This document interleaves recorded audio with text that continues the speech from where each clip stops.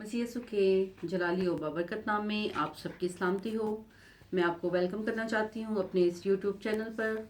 और आज का जो हमारा टॉपिक है वो है एक खुदा परस्त औरत या एक रूहानी औरत जो पाक रूह से भरी हुई औरत हो। अगर मैं तस्लीम करूं या ना तस्लीम करूं, एक औरत ये जाने या ना जाने, माने या ना माने, लेकिन हर इंसान के अंदर, हर औरत के अंदर एक रूहानी जंग जारी रहती है। लेकिन हम उसको उन बातों को, उन चीज़ों को नोटिस में नहीं ला सकते कि हमारा दिल या खुदावंद हमें क्या कह रहा है। हम समझ नहीं पाते क्योंकि दुनिया के काम, दुनिया की फिक्रें, दुनिया की चीज़ें हम पर इतनी हावी होती हैं कि हम खुदावंद के इरादा को, खुदावंद की मर्ज़ी को जान नहीं सकते। आज मैं आपके सामने पहला एक हवाला पढ़ूंगी, पैदाइश 2 बाब की 18 आयत। आदम का अकेला रहना अच्छा नहीं, इसलिए खुदा ने आदम के लिए एक मददगार उसकी मानिद बनाया, यानी औरत। जब तमाम दुनिया को खुदावन ने बनाया और आदम को भी बनाया, तो जब खुदावन ने देखा कि तमाम जानवरों के जोड़े हैं और आदम अकेला है, तो खुदावन को ने महसूस किया कि आदम का अकेला रहना अच्छा नहीं है। मैं उसकी मानिद एक मददगार बनाता हूँ जो हर चीज़ में उसकी मदद करे। इसके साथ ही एक दूसरा हवाला इससे रिलेट करता हुआ मैं आपके सामने रखना चाहती हूँ। यूहन्ना 14 बाब की 26 आयत। यूहन्ना 14 बाब की 26 आयत में कुछ यूँ लिखा है, पहले मैं आपके लिए रीड कर लूँ। खुदावंद यीशु मसीह के का फरमान है, उनकी मुबारक ज़ुबान से ये अल्फाज अदा हुए हैं। यूहन्ना 14 बाब की 26 आयत। लेकिन मददगार यानी रूहुल कुद्दस जिसे बाप मेरे नाम से भेजेगा, वही तुम्हें सब बातें सिखाएगा और जो कुछ मैंने तुमसे कहा है वो तुम्हें याद दिलाएगा। खुदावंद के पाक कलाम के पढ़े और सुने जान पर खुदावंद की बरकत हो। खुदावंद यीशु मसीह जब दुनिया से जाने वाले थे तो उन्होंने अपने शागिर्दों को बता दिया था कि मेरे जाने के बाद खुदा बाप तुम्हारे लिए एक मददगार यानी रूहुल कुद्दस भेजेगा जो तुम्हें तमाम वो बातें सिखाएगा जो तुमने करनी है। वो तमाम काम जो तुम्हें दुनिया में रहते हुए करने हैं वो खुदा का पाक रूह तुम्हें सिखाएगा।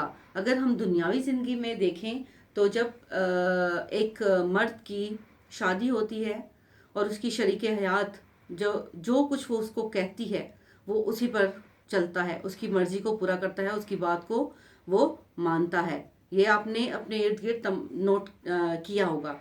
ये कोई ऐसी बात नहीं है जो मैं खुद से कह रही हूँ या बग़ैर तजर्बा की कह रही हूँ। आपने देखा है कि एक मर्द अपनी औरत की तमाम बातें, अपनी बीवी की तमाम बातें मानता है, क्योंकि ये खुदा बाप की तरफ से मर्द को एक तोहफे के तौर पर दी है, उसे एक मददगार के तौर पर दी है कि जब इंसान अकेला कोई फैसला नहीं कर सकता तो उसे एक मददगार की ज़रूरत होती है। तो ये अब एक औरत पर डिपेंड करता है कि वो अपने मर्द को, अपने शोहर को कौन सा रास्ता दिखाती है। क्योंकि अगर एक औरत खुदा परस्त है, रूहुल कुद्दस से भरी हुई है, तो वो हमेशा अपने शोहर को, अपने हस्बैंड को वो रास्ता, वो बातें बताएगी जो खुदावंद का पाक रूह उसे सिखाएगा, जो खुदा बाप की मर्जी होगी, जो खुदावंद यीशु मसीह ने हमें सिखाया है, वो तमाम बातें वो अपने शोहर को सिखाएगी। जब एक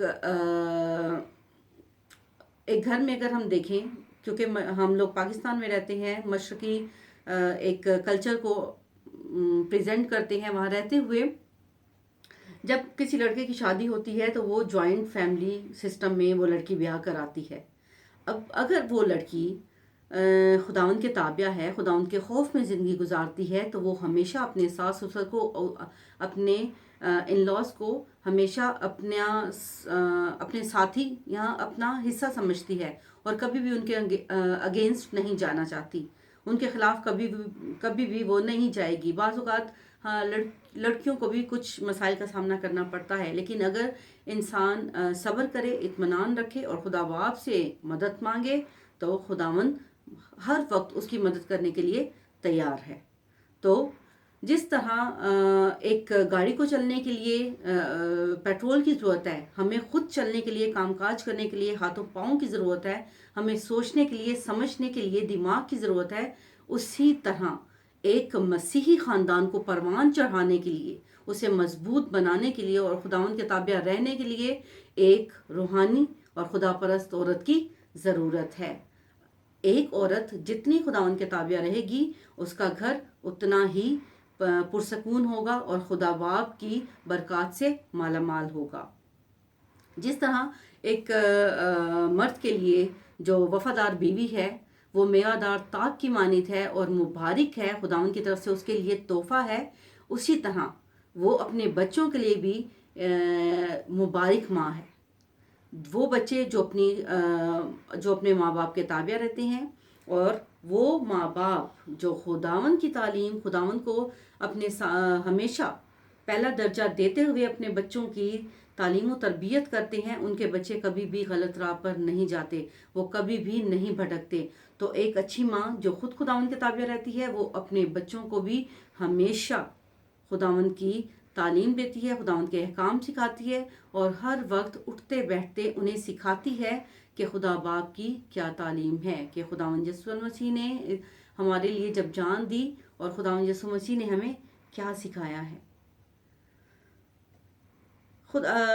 ایک چھوٹی سی مثال میں آپ کو دینا چاہتی ہوں کہ دو خواتین کی مثال دینا چاہتی ہوں، اور وہ دونوں خواتین بائبل کا مرکزی کردار رہی ہیں۔ پرانے عہد نامہ جب ہم دنیا کی تخلیق کا آغاز ہوا تو بی بی حوا کو جب خدا باپ نے بنایا تو انہیں باغ کے پھل کھانے سے منع کیا، انہوں نے حکم عدولی کی، انہوں نے نافرمانی کی، اور تمام نسل انسانی کے لیے بہت بڑی مصیبت کو جو آج کل ہم سہ رہے ہیں، دکھ، تکلیف، غم اور ہر طرح کا جو سکون ہے وہ برباد ہو چکا ہے، کیونکہ دنیا پوری گناہ سے بھر چکی ہے۔ تو وہ بھی عورت تھی، لیکن ان کے ایک گناہ سے تمام دنیا بدل گئی، اور ایک عورت ہماری مقدسہ مریم تھی جنہوں نے خداوند کے حکم کو مانتے ہوئے، اپنا سر خداوند کے حضور جھکاتے ہوئے خدا باپ کی مرضی کو اپنے پورا ہونے دیا، اور خدا باپ کے حکم کو مانتے ہوئے خداوند یسوع مسیح کی ماں بنی اور تمام نسل انسانی کے لیے نجات کا راستہ بنی۔ مبارک ہے وہ ماں جس سے خداوند یسوع مسیح پیدا ہوئے۔ تو دونوں عورتیں ہیں۔ اب ایک عورت نے دنیا کو گناہ میں دھکیل دیا، اور دوسری عورت نے تمام انسانوں کو گناہ سے بچا لیا اور نجات کا راستہ دکھایا۔ اب ہم پہ ڈیپینڈ کرتا ہے کہ انسان ہوتے ہوئے، ایک عورت ہوتے ہوئے، ایک ماں ہوتے ہوئے، ایک بیوی ہوتے ہوئے، ہم اپنے خاندان کو کس راستے پر لے کے جا رہے ہیں۔ آج ہمارا فرض ہے، دنیا جو گناہ سے بھری ہوئی ہے، ہم اپنے کاموں سے، اپنے اخلاق سے، خداوند کے تابع رہتے ہوئے ہم خداوند کی تعلیم کو اپنے گھر میں، سب سے پہلے اپنے گھر میں، اپنے بچوں میں اور پورے خاندان میں، اور اس کے بعد دنیا کو سکھائیں، اور ہمارا اٹھنا بیٹھنا خداوند یسوع مسیح کو پسند آئے۔ ہمیشہ خداوند سے مدد مانگے، خداوند آپ کی مدد کرنے کے لیے ہمیشہ تیار ہے۔ خداوند آپ سب کو برکت دے، اور خداوند یسوع مسیح کا فضل اور اطمینان ہمیشہ سے ہمیشہ تک آپ سب کے ساتھ ہو۔ آمین۔